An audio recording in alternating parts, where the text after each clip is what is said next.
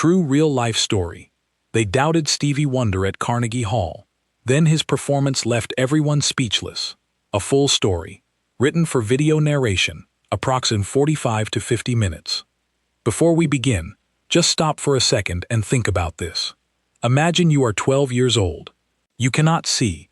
You have never gone to a proper music school. You grew up in a tiny house in Detroit, where sometimes there was not enough food on the table. And someone just told you that tonight, you are going to perform at Carnegie Hall in New York City.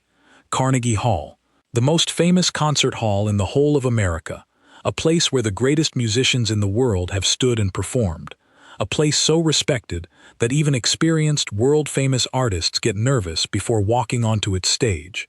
And you are 12 years old.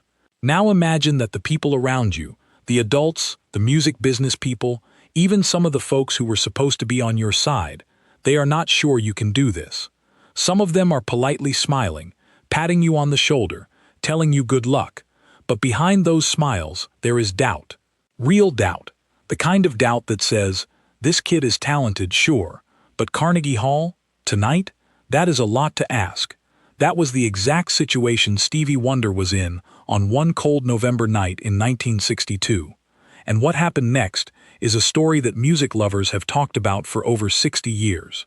Because what Stevie did that night did not just silence the doubters. It changed the course of music history. It changed what people believed was possible. And it started with one boy who refused to let the world decide what he could or could not do. This is that story, the real story, and I promise you, it is worth every single minute. Chapter 1. A boy born into a world that did not make things easy. Stevlin Hardaway Morris came into this world on May 13, 1950, in Saginaw, Michigan. He was born 6 weeks too early. In those days, when a baby came too soon, doctors would place them in an incubator, a special enclosed bed that kept the baby warm and gave them extra oxygen to help their lungs develop. The problem was, back in 1950, doctors were still learning about premature babies. They did not yet fully understand that giving too much oxygen to a newborn could damage the tiny, delicate blood vessels at the back of the eyes. That is what happened to Stevie. Too much oxygen reached his eyes. The damage was permanent. By the time anyone understood what had gone wrong, his sight was gone. He would be blind for the rest of his life. Now, there are two ways a family can respond to something like that. They can crumble under the weight of it, or they can choose to raise their child as a full, complete human being, not a child defined by what he cannot do, but a child celebrated for who he is. Stevie's mother, Lula Mae Hardaway, chose the second way, every single day. Lula Mae was not a wealthy woman. She was not connected. She did not have powerful friends or a big house. What she had was a fierce, unshakable love for her children, and a belief that her son, her little Stevland, was put on this earth for a reason. She told him that. She showed him that. She made sure that growing up blind in Detroit did not mean growing up small. And Detroit in those years was its own kind of world. It was a city full of music. Real music. Living music. The kind that came out of church choirs on Sunday mornings and drifted through the windows of corner stores on Saturday nights. Motown Records had not yet become the giant it would become, but the seeds of something extraordinary were already being planted in that city. There was music everywhere, and Stevie could hear all of it. See, here is something that scientists and musicians and people who knew Stevie as a child all noticed very early on. The boy had ears like nothing anyone had ever encountered. Most people hear sound. Stevie heard everything inside the sound. The tiny space between two notes, the rhythm hidden inside a car engine, the melody tucked inside the sound of rain on a rooftop. It was as though his ears had taken on the job his eyes could not do, and they did that job with a kind of power that went far beyond what you might expect. By the time he was 2 years old, he would bang his hands on any surface he could reach, the kitchen table, the bottom of a pot, the wooden floor, and he would do it rhythmically, with a pattern, with intention. His mother noticed. His neighbors noticed. Even little children in the neighborhood noticed that there was something different about the way this boy responded to sound. By the time he was 4, he had figured out how to make music with kitchen utensils. Pots and pans became his drum kit. He would sit on the floor and play complex rhythmic patterns that made grown men stop at the door and just listen. By the time he was 7, he had taught himself to play the harmonica. Nobody taught him. He just picked one up, listened to the sound it made, and started working out how to make it do what he wanted. Within weeks, he was playing full melodies. The piano came next, then the drums, then the bongos, then whatever instrument someone put near him. He would pick it up, hold it, listen to it, and within a short amount of time he would be playing it. Not perfectly at first, but with a natural feel and instinct that experienced musicians recognized immediately. One neighbor, watching little Stevie play one afternoon, apparently said something like, "That boy is not learning music. He already knows it, he's just remembering it." It sounds like something you would say to be nice, but people who were there say that is actually how it felt, like he already had the music inside him, like he just needed the instruments to let it out. Chapter 2. The Day That Changed Everything. The Motown Audition.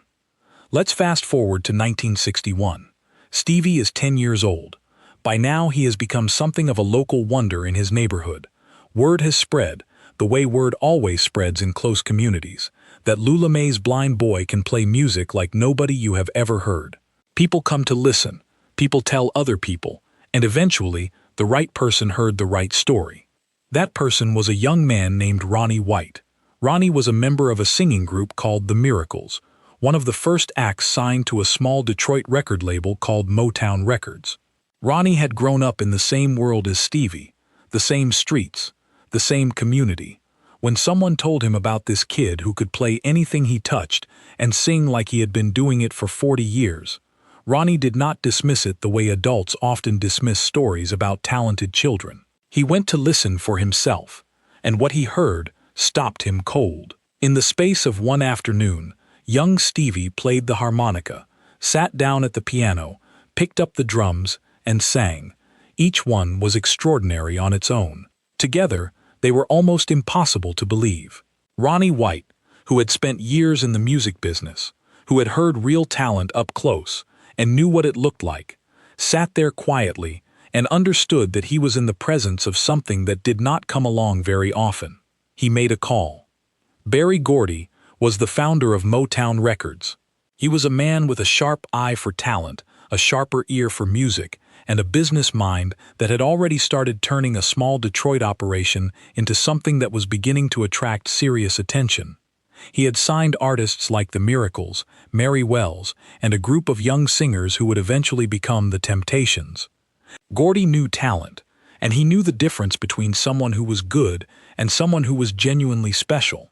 When Ronnie White called and said he had found a 10-year-old boy that Gordy absolutely needed to hear, Gordy agreed to an audition.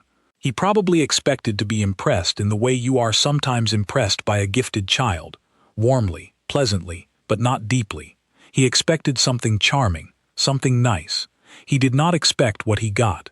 Stevie walked into that audition with his harmonica, and he played.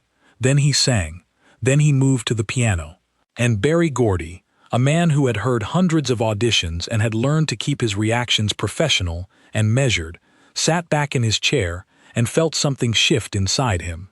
This was not a talented child. This was a generational talent.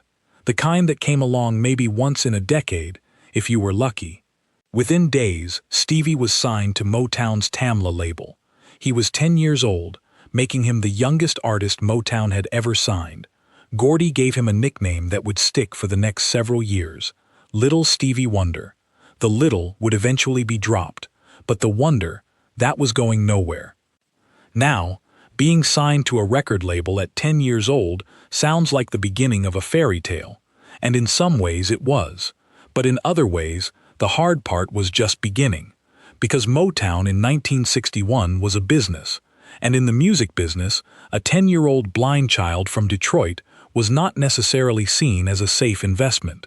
There were people inside the industry, some of them at Motown, some of them at radio stations, some of them in the music press, who were genuinely uncertain about what Little Stevie Wonder could actually become. Yes, he was talented. Yes, he was remarkable. But could you build a real career around a child? Would radio stations play his records? Would people buy them? Would the novelty of a gifted blind boy wear off quickly, leaving behind nothing but a sad footnote? These were the kinds of questions that floated quietly through boardrooms and recording studios.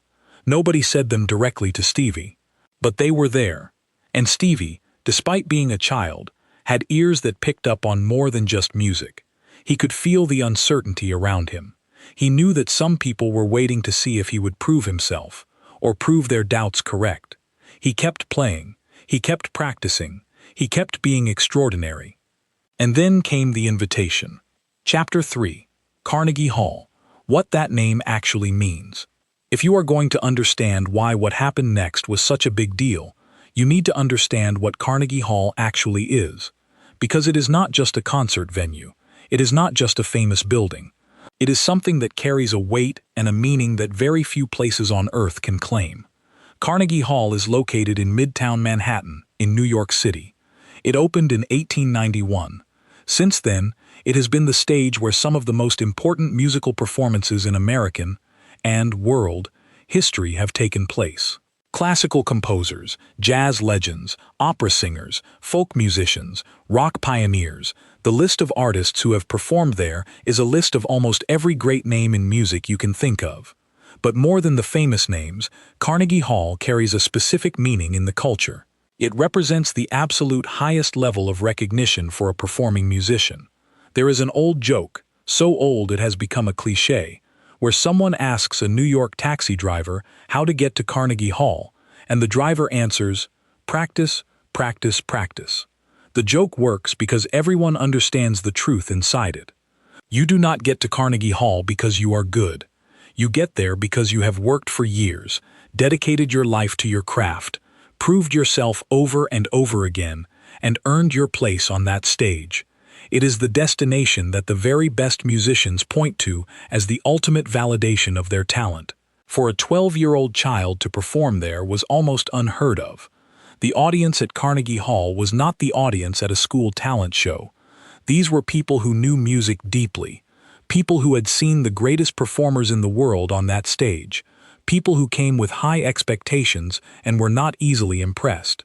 And the Motortown Revue, the touring show that Stevie was part of in late 1962, was bringing him there, right into that room, right onto that stage, on a night when everything would either come together or fall apart. The Motortown Revue was one of the most exciting live music tours of its era. Motown had assembled a lineup of its biggest and most promising acts and sent them on the road together, performing night after night in cities across America. It was part music tour, part cultural statement, Motown artists bringing their sound, their joy, and their talent to audiences everywhere. The lineup for the Carnegie Hall show included artists like Marvin Gaye and Mary Wells, names that were already known, already respected, already beginning to build the kind of careers that would eventually make them legends. These were not small acts. These were real artists at the beginning of what would become remarkable journeys. And among them there was little Stevie Wonder, 12 years old, still finding his way as a recording artist, still figuring out where his music was going to take him. Not yet the icon he would become, just a boy with an extraordinary gift, about to walk into the most demanding room of his young life. The question everyone was asking, quietly, in the way that adults ask important questions when they do not want a child to hear, was whether he was ready. The answer was about to be settled once and for all. Chapter 4. The Night Before. Doubt in the Air. Let's go back to November 1962, New York City. The days leading up to the Carnegie Hall performance carried a specific kind of energy. The nervous, buzzing, slightly anxious energy that surrounds any big event. The Motortown Revue had been on the road for weeks by then, performing in cities and towns all across the country. The shows had been good, the audiences had responded, the music had been alive, but Carnegie Hall was different. Everyone in the tour knew it. You could feel it in the way people talked, or did not talk, about the upcoming New York date. There was an added weight to it, an added significance. Carnegie Hall was the kind of place that could define a career or reveal its limits. For the established artists on the bill, there was excitement mixed with nerves, the normal, healthy tension of a performer who respects the stage they are about to stand on. For little Stevie Wonder, the situation was more complicated, because the doubt was not coming just from inside him. It was coming from the world around him. His debut album had been released. It had not been a big commercial success. Radio stations had been cautious. The music industry had not yet found a clear category for what he was. A 12-year-old who played multiple instruments and sang with the emotional depth of an adult. That did not fit neatly into any box. And in the music business of 1962, if you did not fit into a box, you often found yourself on the outside of the conversation entirely. The whispers were not cruel, but they were real. Would the Carnegie Hall crowd take a child seriously? Would they sit and listen, or would they be politely tolerant, the way adults sometimes are with children who perform? There is a particular kind of condescension that can fill a room when people have already decided, before a performance begins, that it cannot possibly reach the level they came for. Some of the people in Stevie's circle were worried about exactly that. And then there was Stevie himself. Here is something worth thinking about. When you ask what a 12-year-old boy feels the night before one of the biggest performances of his life, the honest answer is, we can only imagine. We can piece together what the people around him observed. We can read between the lines of the stories that have been told over the decades. We can make reasonable guesses based on what we know about who Stevie Wonder is and how he has described himself as a young person. And what those accounts suggest is this: Stevie was not paralyzed by the doubt around him. He was aware of it. His senses were too sharp for him not to be. He could feel the nervous energy in the room, the careful way certain conversations were being had. He was 12, not stupid, but his relationship with music was different from most people's. For most people, music is something you do, something you perform, something you put on when you want to feel something. For Stevie, music was not separate from him. It was him. It was the language he had been speaking since before he could form proper words. It was the thing that made the world make sense to a boy who could not see it. When he was worrying about what might go wrong on a stage, the music was still there, playing in his mind, ready. He went to sleep that night in New York City with the city's noise all around him, the traffic, the voices, the 10,000 sounds of a metropolis that never really goes quiet. And somewhere inside all of that noise, he was already hearing the music he was going to play the following night. Chapter 5. Backstage. The hours before the performance. The day of the Carnegie Hall show arrived with all its weight and all its promise. Backstage at Carnegie Hall before a major performance is a world of its own. It is busy and loud, in a controlled sort of way. People moving with purpose, equipment being checked, artists warming up, staff making sure everything is where it needs to be. There is a rhythm to it, even in the middle of all the apparent chaos. Everyone who works in live performance knows the rhythm. It is part of the job. Stevie navigated that world with the confidence that blindness sometimes develops in people who learn, from a very young age, to read their environment through senses other than sight. He knew where things were. He knew the space around him through sound, through touch, through the subtle way air moves differently when you are near a wall, or a doorway, or a large open space. He moved through the backstage area with a certainty that surprised people who expected uncertainty. The other performers on the bill were doing their own preparations. Some were running through vocals, some were having last-minute conversations with their musicians. There was the normal mix of laughter and quiet focus that you find in any group of performers before a big show, people finding their own way to calm themselves down or fire themselves up, depending on what they needed. Stevie sat with his harmonica, not practicing in any organized way, just playing, quietly, the way you might hum to yourself when you are thinking about something else. He ran his fingers over the instrument, found notes that felt good, let them sit in the air for a moment, moved on. To anyone watching, it might have looked like he was passing time, but he was doing something more important than that. He was settling himself, connecting to the thing that made all of this make sense. One of the things that several accounts of this period mention is the way Stevie interacted with the adults around him. Not just the performers, but the crew members, the backstage staff, the roadies. He had a way of making people feel at ease, of being genuinely present in a conversation, of making you feel like the most important person in the room for however long he was talking to you. He was 12, but there was something in how he engaged with people that went far beyond his age. He asked questions, real questions, not the kind children ask because they feel like they should ask something, but the kind that showed he was actually thinking, actually curious. He asked about the acoustics of the hall. He asked about how sound moved in a space that large. He asked what the feeling was like, performing in front of a Carnegie Hall crowd. The answers he got were honest. People told him the crowd could be demanding, that they came with expectations, that they did not always make it easy, and Stevie listened to all of it carefully, the way he listened to everything, completely, without distraction, taking in not just the words but everything that surrounded them. And then someone came to tell him it was nearly time. He nodded, felt the harmonica in his hand one more time, stood up. Whatever happened next was going to happen, and he was going to give it everything he had. Chapter 6. He walks out. The first moments on stage. Carnegie Hall, on a cold November evening in 1962. The audience had settled into their seats. The room was full, that particular fullness of a Carnegie Hall audience, where the people are not just present but attentive, already listening even before the music begins. These were music lovers. Some of them had seen extraordinary things on that stage. They carried their experience with them, the way experienced concert-goers do. The announcer introduced little Stevie Wonder.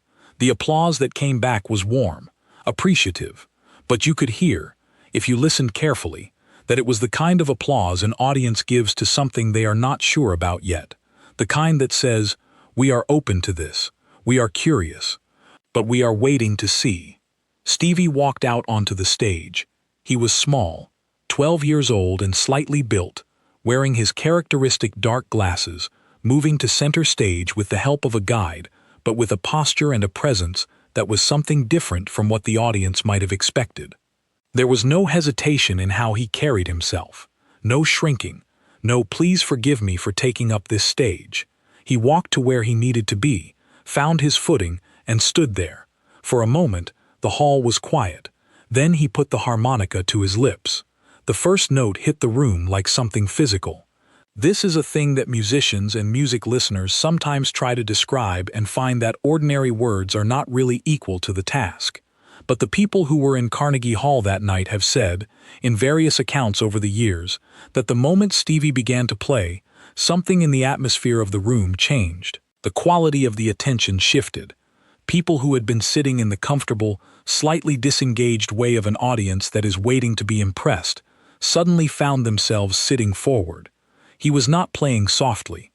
He was playing with full commitment right from the start, the harmonica in his hands not just as an instrument, but as an extension of something that was happening inside him. The music came out with a warmth and a soul and a technical fluency that would have been extraordinary from anyone. From a 12-year-old boy, it was almost disorienting. Because the brain does a funny thing when reality does not match expectation. When you walk into a room expecting one thing and encounter something genuinely different, there is a small moment of confusion before understanding catches up. Some people in that audience experienced exactly that. They had come expecting to see a talented child. They were hearing something else entirely. The harmonica sang, it wailed, it laughed. It told a story without any words, and everyone in that hall could follow it perfectly because it was speaking in the language of human feeling, and that language does not require translation. The polite smiles began to fade, not into frowns, into something more honest than that, into attention, into the slight parting of the mouth and the stillness of the body that happens when a human being encounters something that genuinely moves them. Chapter 7. The room goes still. The middle of the set. As the set continued, something was building in Carnegie Hall, not just in the music, but in the room itself. There is a thing that happens at the very best live performances, a thing that experienced concertgoers recognize, and treasurers, and rarely get to witness. The performer and the audience stop being two separate things and become one thing together. The energy that the performer puts out is met by the energy of the audience, and both of them grow from the exchange. The performer feels the room responding and plays with more abandon. The room feels that abandon and opens up further. It builds on itself. It feeds itself. And in those moments, Something happens that cannot be planned or manufactured or predicted. It just happens. It was happening at Carnegie Hall that night. Stevie moved from the harmonica to the piano. He sat down, adjusted himself, found the keys with his hands, and began to play. And the piano told a different kind of story from the harmonica. Deeper in some ways, more complex harmonically, but just as immediate, just as emotionally direct. Then he began to sing. People who were there have said that hearing Stevie Wonder sing that night, at 12 years old, was one of the strangest and most beautiful things they had ever experienced. Strange because a voice like that, seasoned, knowing, full of a kind of lived feeling, should not have been coming out of a child's body. Beautiful because it did not matter where it was coming from. It was there, it was real, and it was filling Carnegie Hall with something that made every single person in that room understand, on a level below thought, that they were in the presence of something rare. The music ranged across different feelings, joyful in some places, quiet and achingly tender in others, playful for a moment and then suddenly serious, like a conversation that goes to unexpected places and is better for it. Stevie was not performing a set list in a mechanical way. He was communicating. He was sharing something, and the audience was receiving it, the murmuring that is always present in a large concert audience, the shuffling, the quiet throat-clearing, the small movements of hundreds of people in a room, had stopped. Carnegie Hall was genuinely quiet, the kind of quiet that is not empty but full of listening. People had stopped thinking about what they had expected. They had stopped noting his age, noting his blindness, noting anything about him except the music itself. And in that shift, from seeing a child on a famous stage to simply hearing an extraordinary musician, something important happened. The doubt in the room dissolved, not gradually, not reluctantly. It just went, because it had nothing left to hold on to. Every note that Stevie played was a fact. Every phrase he sang was evidence, and the evidence was overwhelming. This was not a talented child. This was a musician. A real, complete, extraordinary musician who happened to be 12 years old. Chapter 8. The Final Notes. And the silence that followed near the end of his set. Stevie Wonder was playing with a freedom that performers spend their whole careers trying to find. The kind of freedom that comes when you have stopped thinking about what might go wrong and have given yourself completely to what is happening right now. The music had taken on a life of its own. It was going places that maybe even Stevie had not planned for it to go.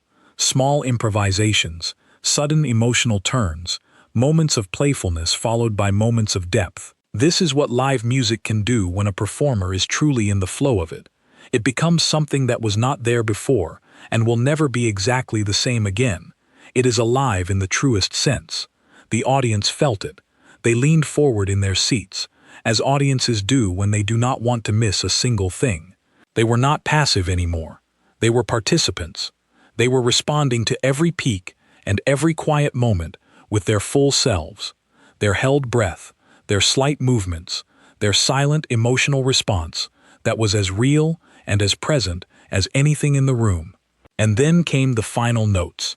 He played them with a kind of tenderness, like someone putting a beautiful thing down carefully, not wanting to let go but knowing that it is time. The last chord hung in the air of Carnegie Hall for a moment that felt longer than any clock could measure. And then it was over. There was a silence. Not the silence of an audience that is unsure how to respond, not the awkward quiet of a room that does not know what it just witnessed. This was a different kind of silence, the kind that is a form of tribute, the kind that happens in the space between the last note and the first breath of response, when an audience is collectively absorbing something that has moved them in a way they had not prepared for. That silence lasted just a moment. Just one beat of pure stillness in a room that holds the history of some of the greatest music ever performed. And then Carnegie Hall erupted. The applause that came up was not polite. It was not measured or professional or restrained. It was the real thing, the full-body, full-heart response of hundreds of people who had just been genuinely moved and were not trying to hide it. People were on their feet before they had even decided to stand. It happened instinctively, the way real human responses happen, below thought, below intention. in that pure space where the body just does what the moment demands. Some people were shouting, some were simply clapping with everything they had. Some were laughing, that particular kind of joyful, almost disbelieving laughter that comes when something wonderful has caught you completely off guard. Some were wiping their eyes, surprised to find them wet, not entirely sure when that had happened. And on that stage, a 12-year-old boy stood and listened to it all. He could not see the standing ovation, but he could hear it. He could feel it in the air. He could feel the vibration of hundreds of pairs of hands coming together, the wave of sound moving toward him across the space of that great hall, washing over him like something warm. He smiled. Chapter 9. What happened in the wings? The reactions nobody planned for backstage. The reaction was immediate and unmistakable. The musicians and crew members who had been watching from the wings, many of whom had been uncertain, some of whom had been quietly worried, were openly emotional. People who spend their lives around music and have learned to keep a professional distance from it, to not let it pull them around too easily, were standing in the backstage area of Carnegie Hall with tears on their faces. Not because they were surprised that Stevie was talented. They already knew that. They had been working with him for months. They had seen him in rehearsals, in sound checks, in the casual moments when he sat with an instrument and played just for himself. They knew what he could do. What hit them was something different. It was the experience of watching a room, a tough, knowing, Carnegie Hall room, go completely over to him. Watching the doubt in that space transform in real time into something else entirely. Watching a 12-year-old boy walk into one of the most demanding rooms in American music and not just survive it, but own it. Berry Gordy, Motown's founder, was watching from the wings. He had believed in Stevie from the beginning, had signed him, had invested in him, had understood something about what this boy might eventually become. But there is a difference between believing in something and seeing it happen. There is a difference between potential and proof. He had his proof now. By all accounts, Gordy was very quiet in those moments. Not the quiet of someone who has nothing to say, but the quiet of someone who has just seen something that will stay with them for a very long time, and who knows that words are not quite equal to the moment. The other performers on the bill were having their own responses. Marvin Gaye, who would go on to become one of the most celebrated musicians in history, had watched the performance from a position where he could see both the stage and the audience simultaneously. He has described seeing the crowd change, watching the body language of hundreds of people shift, watching attention become something closer to reverence. He recognized what he was seeing because he was a musician himself, and musicians know that thing when they witness it. He reportedly told someone standing near him, simply and quietly, that the boy was going to be one of the greatest musicians who ever lived. At the time, that might have sounded like the enthusiasm of the moment, like someone swept up in the feeling of a remarkable night, saying something bigger than the facts warranted. Time would prove him right in every possible way. Chapter 10. The morning after, when the reviews came in. The next morning, Stevie Wonder woke up in New York City as a different kind of presence in the music world. He was still 12 years old. He still could not see. He still had the same voice, the same hands, the same instinct for music that he had always had. Nothing about him had changed overnight, but the world's understanding of him had. Music critics who had attended the Motortown Review at Carnegie Hall sat down that morning and wrote their reviews.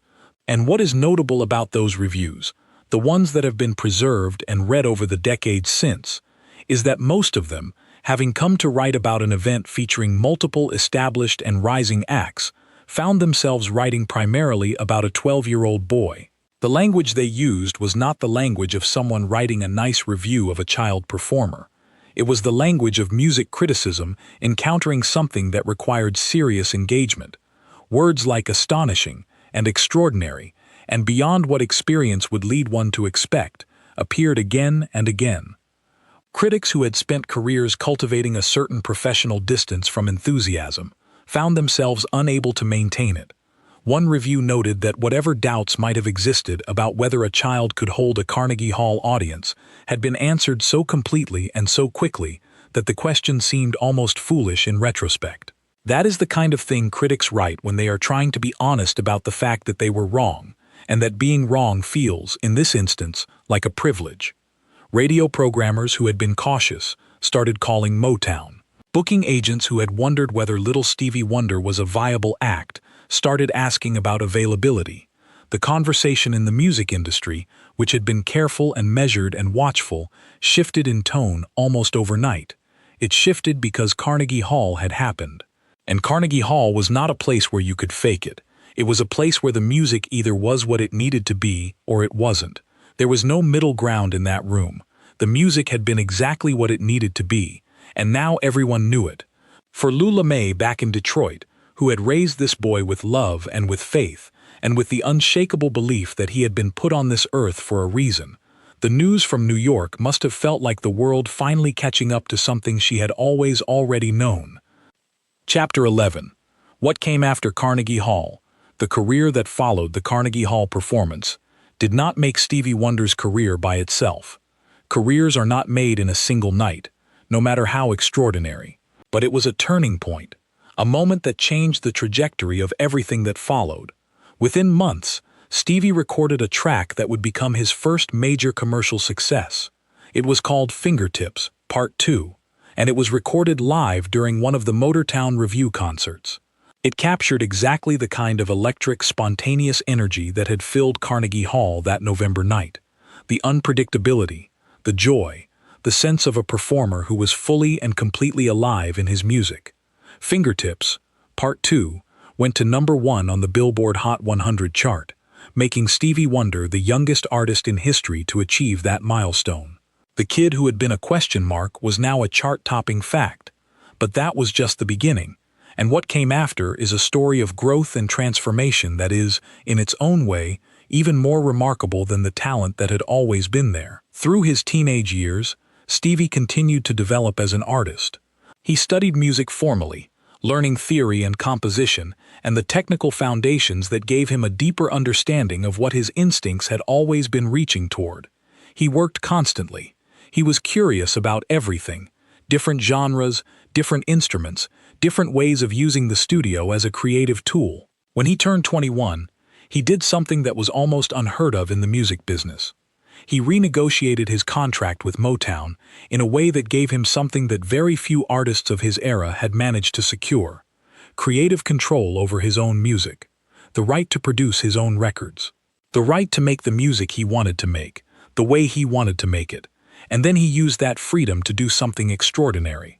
In the 1970s, Stevie Wonder released a sequence of albums that are still, 50 years later, considered among the most important bodies of work in the history of popular music. Music of My Mind, Talking Book, Inner Visions, Fulfillingness's First Finale, Songs in the Key of Life.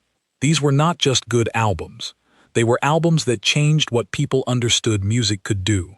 They moved between genres: funk, soul, jazz, rock, classical influences, as though genre itself was just a box that music was too alive to stay inside. They addressed love, loss, politics, spirituality, the experience of being human in a world that does not always make sense, with a depth and an honesty and a musical intelligence that left critics and fellow musicians genuinely awed. Songs in the Key of Life, released in 1976, is often cited as one of the greatest albums ever made, full stop. Not great for its time, not great for its genre, just great. One of the greatest artistic achievements in the history of recorded music. That album came from the boy who played harmonica at Carnegie Hall at 12 years old. The talent was always there. The Carnegie Hall night was the moment the world was forced to take it seriously. The awards and recognitions that came over the following decades reflect a career of sustained, extraordinary achievement. 25 Grammy Awards, including a Grammy Lifetime Achievement Award, an Academy Award for Best Original Song, induction into the Rock and Roll Hall of Fame, the Presidential Medal of Freedom. He has written songs that have become so woven into the fabric of human experience that many people know them without knowing they are Stevie Wonder songs. His music is on movie soundtracks and in television shows and playing in stores and restaurants all over the world. It is part of the air we breathe culturally. part of what music means to human beings who were alive in the second half of the 20th century. All of it traces back, in some essential way, to a boy who grew up in Detroit, who could not see, who had a gift so large it could not be contained, and who walked onto the Carnegie Hall stage at 12 years old and refused to be small. Chapter 12. What Stevie said about that night, and what it really means.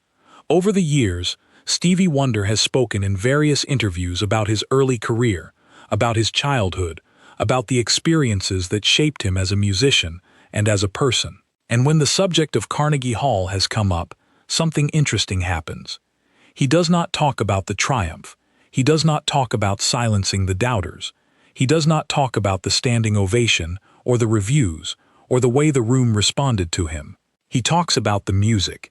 He has spoken about what it was like to hear Carnegie Hall's acoustics for the first time, the way sound moves in that space, the way it comes back to you, the quality of the room's response to music. He has talked about feeling the audience's energy change, not as a victory but as information, as a kind of musical dialogue, the room and the performer communicating with each other in real time. He has talked about how performing in front of a demanding audience teaches you things about your own music that you cannot learn any other way, about how the pressure of a high-stakes performance forces a kind of clarity and commitment that changes how you play, how you listen, how you understand what music is actually for. He has never, in any account, talked about the night as a vindication, as a "see, I told you so" moment. He has never framed it in terms of the people who doubted him and what it felt like to prove them wrong, because that is not how the music felt to him. The music was never about proving anything. The music was just the music. And on that night at Carnegie Hall, the music was where it needed to be, doing what it needed to do, and the world caught up. There is something in that, something worth sitting with, that goes beyond just a story about a famous musician's early career. It is something about what happens when you are so completely, so genuinely yourself, that the doubt of others simply does not have anywhere to land. Not because you are ignoring it, or fighting it, or trying to overcome it, just because you are too busy being exactly what you are to give it any space. Stevie did not walk onto the Carnegie Hall stage to prove anything. He walked on to play music. He walked on to do the thing that was as natural to him as breathing, as native to him as his own heartbeat. And because he was fully in that, fully committed to the music and not to the narrative around the music, something real happened, something that people felt in their bodies and remembered for the rest of their lives. That is the lesson, if there is a lesson. Not work hard and you will succeed. Not believe in yourself in the face of doubt. Those things are true enough, but they are also a little too neat for what actually happened. The real thing is simpler and harder to put into words. It is something about being so genuinely yourself, so fully inside what you actually are, that the space around you has no choice but to make room for it. Stevie Wonder did not conquer Carnegie Hall that November night. He simply was himself in it, fully, completely, without apology or performance or self-consciousness. And that was more than enough. Closing. A final thought before we go. If you think about the people who were in that room on the night of that Carnegie Hall performance, the music critics with their notebooks, the industry professionals with their judgments already half-formed, the music lovers who came expecting to be impressed in specific ways and found themselves surprised by what actually moved them, they all walked in with ideas about what was possible and walked out having had those ideas quietly dismantled. Not loudly, not aggressively, just by encountering the plain, stubborn, undeniable fact of Stevie Wonder's music in a space where it had nowhere to hide and no apologies to offer. That is what art at its best does. It does not argue with your expectations. It does not try to persuade you to feel something. It just is what it is, completely and without reservation, and in that completeness it finds you wherever you are and changes something. Stevie Wonder has been doing that his entire life. He has been doing it since he was 2 years old, banging on pots in a Detroit kitchen. He was doing it at 12 when he walked onto the Carnegie Hall stage and played as though the size of the room and the weight of the occasion were simply beside the point. He is still doing it. And the next time someone tells you that you are too young, or too unknown, or too different, or too much, or not enough. Remember a boy in dark glasses standing on the most famous stage in American music, harmonica in his hand, about to play. Remember what happened when he did, and then go play your music.